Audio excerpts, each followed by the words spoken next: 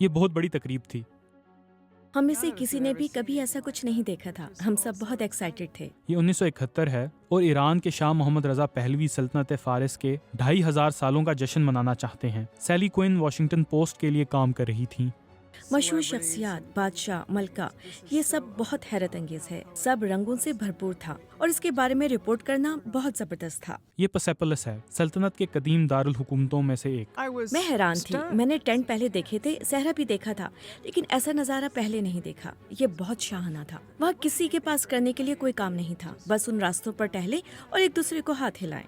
مہمانوں کی فہرست میں برطانوی شاہی خاندان شامل تھا، صدور، وزرائے اعظم اور ایتھوپیا کے شاہ ہیل سلیسی۔ جو کھانا وہ کھا رہے تھے وہ مشہور فرانسیسی ریسٹورانٹ میکسیمز نے تیار کیا تھا، لیکن کھانے کا انتظام تو اہم ایونٹ تھا ہی نہیں۔ اس کے بعد ملٹری پریڈ ہوئی جس میں سپاہی مکمل کاسٹیومز میں تھے۔ یہ سلسلہ طویل عرصے تک چلتا رہا، وہ دھوم دھام، بینڈ باجے اور سپاہی۔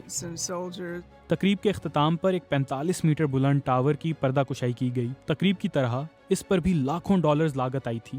یہ اس لحاظ سے کامیابی نہیں تھی کیونکہ شاہ نے وہ نہیں کیا جو کرنا ضروری تھا، یعنی ایران میں اپنی پوزیشن مضبوط کرنا۔ شاہ نے 1979 میں آخری مرتبہ ایران چھوڑا اور اس کے ایک ماہ بعد ایران میں انقلاب آ گیا۔ 1980 میں شاہ وفات پا گئے۔